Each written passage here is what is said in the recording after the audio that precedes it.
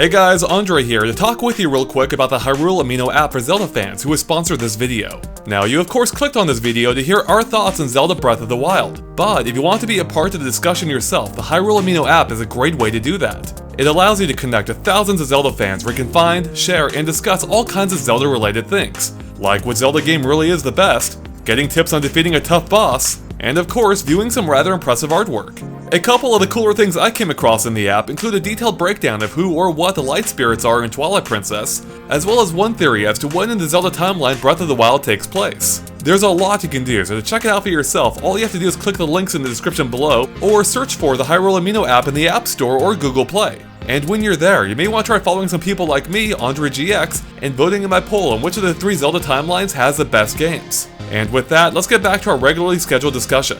Hey guys, welcome to another Game Explained discussion. I'm your host, Andre Seegers, and this time we're joined by Ash Paulson to discuss a new Zelda Breath of the Wild Life in the Ruins trailer from the 2016 Game Awards. So let's get started. Alright Ash, I kinda lied right there, because we're not just discussing the trailer, but probably mostly, but Nintendo also showed off a short gameplay sequence featuring Bill and Nate from the Treehouse, where they went searching for a shrine, and it gave us another, kind of somewhat mildly extended look at the game.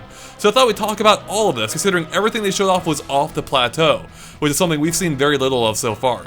So what are your overall thoughts on everything we saw? Well, the trailer left me super excited. The trailer at the beginning, it was a great way to start the awards off. They really showed a lot of new, provocative plot points. They showed us just enough to get us talking and speculating, but not enough to have any real answers, which is, the killer, of course. The gameplay footage later in the Game Awards kind of, I don't know, it fell a little flat for me. I just didn't think it was a very well put together segment. I think the commentary kind of took away from the actual gameplay footage, and there was kind of like a joke about Bill getting a game over that felt kind of flat. I just didn't think they really nailed the gameplay segment particularly, but the trailer was phenomenal, I thought. So I'm super excited. Yeah, the trailer was awesome. I was really pumped up to see just everything they showed off, because again, that was our first really good look off the plateau. And they showed a fair amount, so I'm both looking forward and fearing the analysis, because on the one hand, it doesn't look that bad. On the other hand, I say that literally every time, and I know I'm going to be looking at this thing for a while. And there is a fair amount to dissect there. But on the other hand, I also agree with you in terms of the gameplay demo. That kind of sucked a little bit of my energy back out. Granted, not much. I still think it's awesome. But the demo just felt like a little, I don't know, it didn't feel like it quite belonged there. And I have to say, and I hate to be that guy, but the Wii U seems to be having serious trouble running this game. I don't want to be that guy who talks about graphics and frame rate, but it bears mentioning. There were some frame rate problems in that gameplay footage. Straight up, it's pretty. I mean, obviously they have plenty of time to optimize and get it ready, and I have little doubt that it'll be okay. But it was concerning. I mean, I'll give them credit for not hiding it. It's that's right true. out there in the open. Yeah, but I agree. The game is running a bit rough. But at the same time, it didn't run super well at E3 either. And yet, that demo is still amazing. Very true. Poor frame rates go all the way back to the original Ocarina of Time. So it's just being nostalgic in that way, right?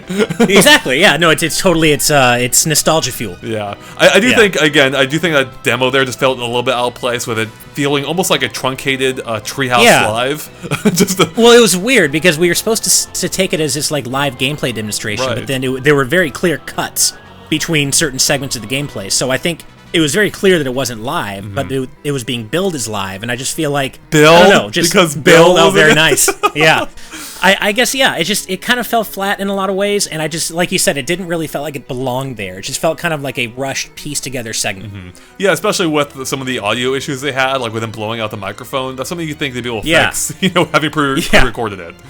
But I don't want to stress on that or focus too much on that. It was still cool seeing more of the game, and again, the trailer itself was just really freaking awesome looking. It really was. And I don't even know where to start with that. They showed off so much, so much in there that we could talk about. For instance, the airship. That seems to be, my guess is that's the island we've been seeing floating around all this time. That could be. There's obviously something in the sky up there floating around that we've seen, and that could totally be it. It's just hard to say what exactly that is or who that airship belongs to. I mean, again, they've showed us so many provocative story points that we can only dissect now, but no actual answers.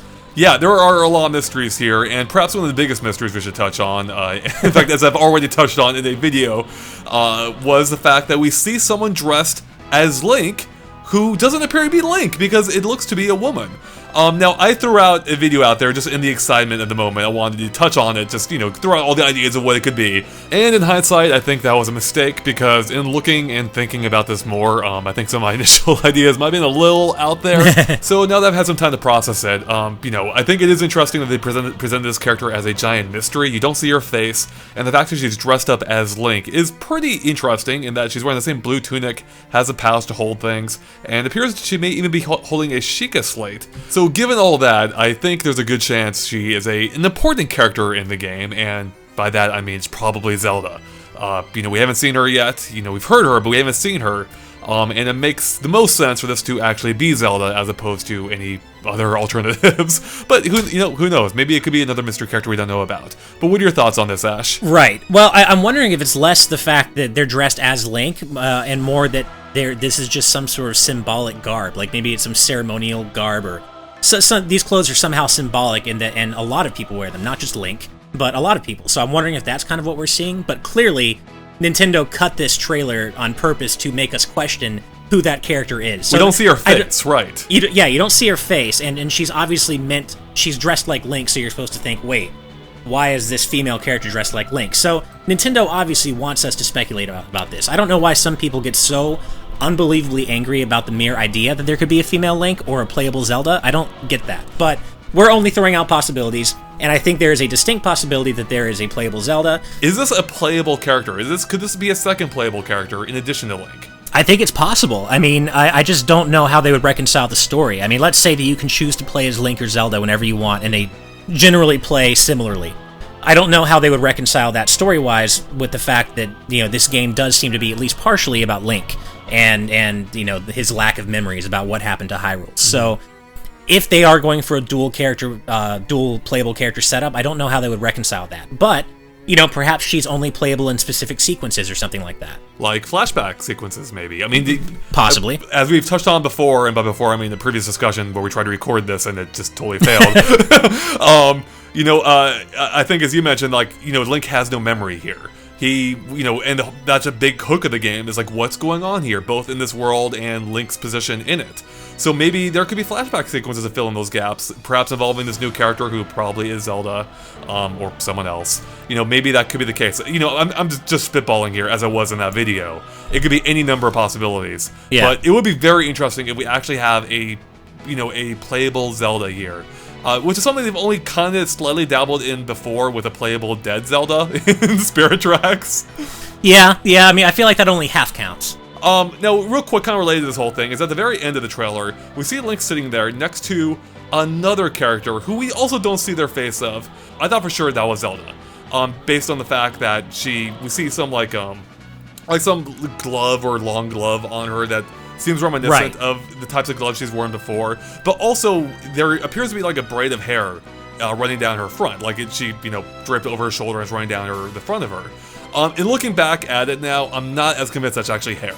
I think it might be part of the outfit they're wearing or whatever. So Sure. Now it's making me question the entire idea of it being Zelda. But at the same time, it's probably someone fairly important or central to this story, given that they ended it on that character.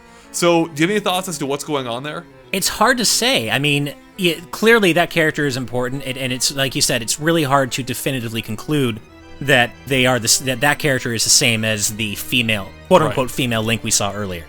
The only thing I want to note is that it almost looks like Link is bowing, like you would royalty, like he's kneeling or bowing, like we have seen him do for Zelda in previous games. So that almost makes me think this character in the last shot is Zelda. But I don't know that, obviously. But it looks like he's got his head down, he's kneeling down. It looks like he's addressing royalty. That's interesting. I don't know if I actually saw it that way. Yeah, you might be right. Actually, I need to look at that again after, and that actually kind of ties into the whole Zelda thing again. No, I have heard some ideas thrown out there that it could possibly be Impa instead, which also makes sense if given she's a protector of the royal family. Yes, that's true. So that could be Impa. And I see what you're talking about what could be a hair strand or part of their clothes. I mean, I don't know. It could really go either way. But didn't Impa in Skyward Sword have like a really long strand of hair? I feel like in Skyward Sword she did. That's right. Yeah, and did it look kind of like that? I can't remember. Yeah, that's a good one. I don't remember either, but I don't think it quite looked like that. But looking at it more now, I'm definitely less convinced of that, because I do think it might be some kind of like ornamental thing of the outfit. Sure. Yeah, so very, very mysterious, though. Like, again, that kind of ties in the whole idea of this game, or the way they've been presenting this game. Yeah, I mean, I'm really liking... This is, I feel like, the first time they've really presented a Zelda game such that a huge part of the draw is story.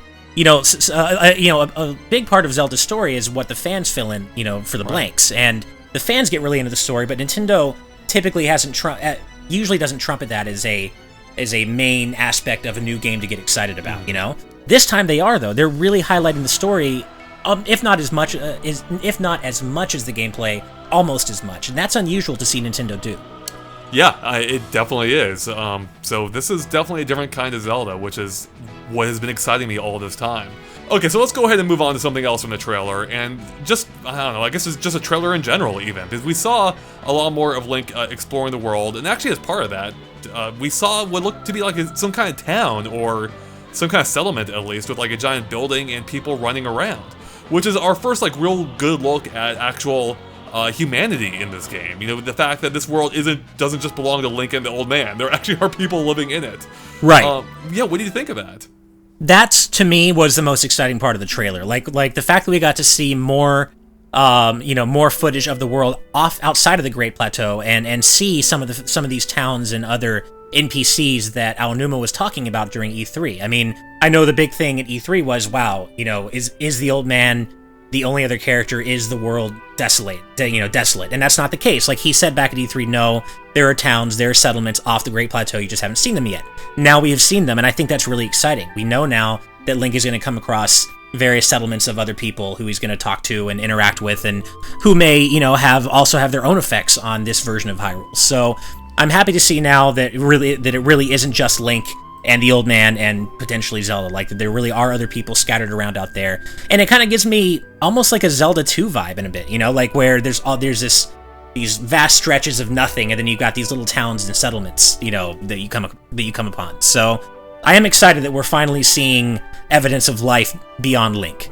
It's nice, right? Yeah. Yeah. It gives the world a little bit more depth than we've already had. In fact, even the little like transitions or vignettes they had during the cutscene or during the trailer, where they show like a tapestry with images on it, like even that hinted at an even deeper, like lore to this world. I feel like. Right. Speaking of NPCs, actually, I do want to mention one thing, and that is in the gameplay footage we got later in the show, Link meets an NPC named Cass, who seems to be like this bird-like minstrel. Right. And the only thing I want to say about Cass is that a fan on Twitter mentioned this to me, and I thought it was brilliant, that they should have named Cass Rome after that bird, that half bird, half man warrior from the Link to the Past comic in Nintendo Power. Oh, that would have been perfect, right? Oh, man. It should have been Rome. That would have been pretty great. Perfect, but alas, it wasn't to be. Missed opportunity. Alright, well, speaking of bird characters, actually, that seems to be something that's pretty big in this game, because we saw another bird character during that, airship sequence, seemingly flying around, or jumping around, basically flying around. And I guess, are these the new... Rito, right? The Rito, yeah, there we go. Yeah. Yeah. So, yeah, I was thinking that too. I mean, it's hard to see bird people in a Zelda game and not think of the Rito. Right. And, I mean, we've already seen the Koroks, so... it's obviously way too tenuous a connection to make this early, but the fact that we know Koroks are in the game, and then we're seeing these bird people who could be the Rito, you never know. That's one more notch in the Wind Waker connection column, which very much excites me, obviously. So, yeah, that's also very provocative. Who are these bird people? And what role do they play in the game? It gets back to, or reminds me of when they described this game as an open-air game. And I'm starting to think that flying, it might play some kind of major role in this game, if not at the start, at some point eventually. Between this airship and, these bird characters. Yeah, I mean, that also wouldn't surprise me too much, because if you remember, back when they were still introducing Breath of the Wild, before we saw the new trailer, I believe it was Bill, when he was talking to Jeff Keighley, was talking about how now the Great Plateau only comprises 1% of the overall. That's right. Now, and before, I think at E3 it was like 2 or 3%, right? So it was, somehow... it was less than 2% at E3, but they always mentioned 2%. So now it's 1%, so somehow Hyrule's gotten even bigger in the last few months. And I'm just wondering if the best way to get around would naturally be flying. It makes sense. Like, that completely makes sense. Like, once you've already, climbed all the major mountains, it makes sense to have some method of doing that more easily than climbing everything again. Assuming you needed to traverse to the same areas. But getting back to the size of the world, which already was gigantic, it's making me really happy now that I fully explored how big this world could possibly be based on the entire range of figures being 1% to 2%. Yeah. So if you go back to my analysis, you can see just how big this world truly could be if the plateau is just 1% of this world. It is massive. And man, we got a little taste of just how rich some of those areas are.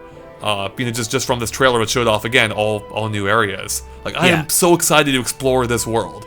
I mean, if we take what Bill said at face value, I don't see how that could possibly be true. I mean, that's exciting. I just don't see how the Great Plateau, how there could be 100 Great Plateaus in this world. Like, how do you get around? Right? Like, I feel like you would spend days just getting across the world. Yep. So that's what I just don't see how it could possibly be true, but I'm not trying to poop on the party. I'm really excited. I'm just like, how can this world be that big? I mean, well, when you consider at a minimum it is already 50 times larger. Is 100 really that big of a stretch? Kind of. Yeah. I mean, it kind of is.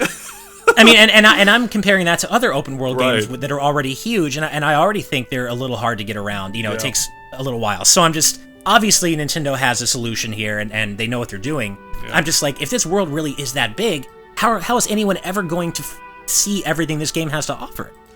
That's it. I mean, well, they spent years making it, so yeah. I mean, who really knows? But man, it just wants me to get in there and start exploring that world. Now, something we saw a little bit more combat, well, especially with the treehouse, or I keep calling it I guess it was treehouse footage, kind of, in the gameplay sequence. We saw some more combat there, but also in the trailer we see them like attacking not just one guardian, but two guardians at the same time. And we also saw a new way that Link can battle them. It's probably like literally cutting off their limbs. He straight up cuts off one of their tentacles. And again, between that and the demo where they show like Link throwing a bomb, which diverts an enemy. I don't think he did it with that intention, but we saw an enemy like run around the bomb. Like, it's again showing how many ways you can go about single scenarios in this game. Yeah, I was really impressed by the AI. Like, the fact that the enemy knew to, give that bomb a wide berth and that didn't work, was actually really cool, because that's not something I feel like would have happened in a previous Zelda game, Yeah. So yeah, I think the AI is already looking very promising, and that's actually related to something, really the other major takeaway that I got from this trailer, and from the gameplay footage, is that the game really does seem to be pretty difficult. Like, I feel like this might go down as the hardest Zelda game since maybe the original, because I'm looking at the footage right now, and one attack from an enemy in the gameplay footage does 7 hearts of damage to Link. Jesus. He loses the yellow hearts he got from eating, like the bonus hearts, and then he's knocked right back down to 3 hearts. Mm-hmm. And that that kind of goes with what our own experiences at E3, because not only did we die a few times, we saw a lot of other people getting game overs, and that's not something you're used to in modern Zelda. You don't really get game overs in modern Zelda because they're really easy. But here, I think even in the E3 discussions, I noted how much damage Link would take from even the smallest attacks, and that seems to be the case here as well. It really does, and it's about time. Like, this game seems to be about survival. Like, that seems to be a big part of the game. Collecting inventory, just surviving, and making enemies actually inflict more than a quarter heart damage is kind of key to that. So. Yeah, although, I mean, going from a quarter heart to 7 whole hearts might be, that's a bit of a jump. But at the same time, I'm sure there are systems in place to counterbalance that. But it's exciting to see Zelda combat happening where it looks like you really do have to worry about getting hit and really have to worry about fighting intelligently. Yeah, absolutely. I mean, again, it seems all about options, and you're going to have to play those options smartly in order to survive here, it looks like. And yeah, I mean, I don't know what more there is to say. Like, I'm watching the trailer again now as we're talking, and I am in love with what we're seeing. Like, even the ruins are beautiful in their own way. Like, you have this massive like wrecked landscape in front of the castle. And before that, we can see what looks to be remnants of another like actual castle or something. And then there's the fact that it looks like the castle town from Twilight Princess based on the identical fountain. Yeah, I noticed that too. So I'm wondering if that's supposed to be a callback from a previous game that we're supposed to wonder, hey, why do we see this ruined Hyrule? Like more and more, the fact that they keep kind of harping on Link's memories and this 100-year slumber, more and more I'm thinking that we could be looking at a direct connection to a previous game, and I'm really starting to think that this Link might actually be a Link that we've already played as in the past. It would make sense. I wouldn't be surprised. I really hope so, because that would be the coolest, most like unexpected thing for them to do. That really would be. Well, I don't know if it'd be that unexpected now, but given that we're discussing I don't know, because I feel like Nintendo typically they don't make those direct connections in Zelda very often. Yeah. They make the connections that, we know they're there and they're fairly obvious, but they don't ever come right out and say it and say, hey, look, you're playing as this Link that you might have seen before already in a previous game. So I don't know. I just think the possibility is very exciting. Yeah, I definitely agree with you. All right, Ash, there's one more thing I forgot to mention. There are dogs in this game. Yes, there are, and I'm very excited about that. That is awesome. Like, it's like little touches like that just make this game look so, I don't know, endearing. Like, little touches that make the world feel more alive. It's like, of course there'll be dogs in this town. Why wouldn't there be? Well, yeah, and I think, cats already got their turn in Twilight Princess, That's so true. I think it's time for dog lovers to get their turn in Zelda. And so, yeah, I'm super happy about that. And something also we haven't mentioned, I think we should probably touch on briefly about the combat, is that we now know there are lightning arrows and some sort of lightning bomb or something, I guess? Or no, lightning rod, not lightning bomb. So there are lightning arrows that Link can shoot, and then there's some sort of lightning rod weapon or item that he can use as well, which is pretty exciting. I totally agree. That is exciting. It's just everything about this game I'm seeing excites me. Well, like also how in that same demo we see what can be a statue of the goddess glowing in the background. Like, why is that there? What is she doing there? Which we'd previously seen in the Temple of Time. Right. It's all very mysterious. It is. And something else I just noticed, again, I'm watching the trailer as we discuss this, that giant airship is actually bird-shaped. That's right. Again, the bird motif shows up again. So birds are definitely a theme here. I'm so excited. I really am. I don't think I've been this excited for a game. I don't know when, like, it might be Mario Galaxy 2. This might be the last time I was this excited for a game, I think. This is so fresh and new. Like, this is Zelda done differently, and that's what's exciting about it. Well, it can't be fresher than Splatoon. Because Splatoon stays fresh. There's that's no true. way. You're right. My bad. Yeah. All right, Ash. Any final thoughts you want to bring up here, or anything you want to touch on that we haven't yet? Just that I need, whether it's March or summer or June, whenever this freaking game's coming out, I need it to be here. I'm so excited. I tweeted out that Zelda has never felt farther away, and we really don't even know when fully it's coming out yet. It could be a full year away, Ash, for all we know. I refuse to let you get it. No, I refuse to let you put that. No, it's got to be summer. It can't be later than summer. But they did say 2017. They didn't commit to any specific time. Yep, that's true. Yeah. So even tonight. Although, actually that is true as well, you're right, which doesn't necessarily bode well for it being a launch title, but, again, that's something I wouldn't expect Nintendo to announce early anyway, so. Exactly. The final thing I want to mention real quick is this trailer, again, is probably going to keep me busy for a little bit in analyzing it, and even Nintendo now seems to be taunting me, because as we recorded this discussion, we got an email from from Golan Harris, their press, or the people who handle their press, their PR relations, yeah. And they mentioned in the press release, that the trailer and new gameplay is out, and that we should look forward to, or that they invite us basically to analyze it as much as possible. That's so frustrating. It really is, right? They're just making a mockery of us now. Yeah. Well, if the analysis machine didn't break under your crazy, in-depth analysis before from all the E3 footage, it won't break now. It didn't, but I almost did. Yeah, you almost did. That's true. Yeah, I was a little worried about you then. Yeah. But at least this is only like what? This is a 1.5-minute trailer plus 4 minutes of gameplay. Yeah, that's not quite as bad. I don't think it'll be quite that bad. So famous last words. I know, seriously, I've said that so many times, and every time I'm like, oh my god, why? How did I think this was going to be easy? Yeah. All right, Ash. I think that's about wraps up for us here. So thanks for watching, guys. If you liked our discussion, make sure to like and follow us on Facebook and Twitter at GameXplain. You can find links to them in the description below, so go and keep updated on everything we post. And of course, stay tuned for more on Zelda Breath of the Wild, as well as other things gaming as well. Catch you later. Bye.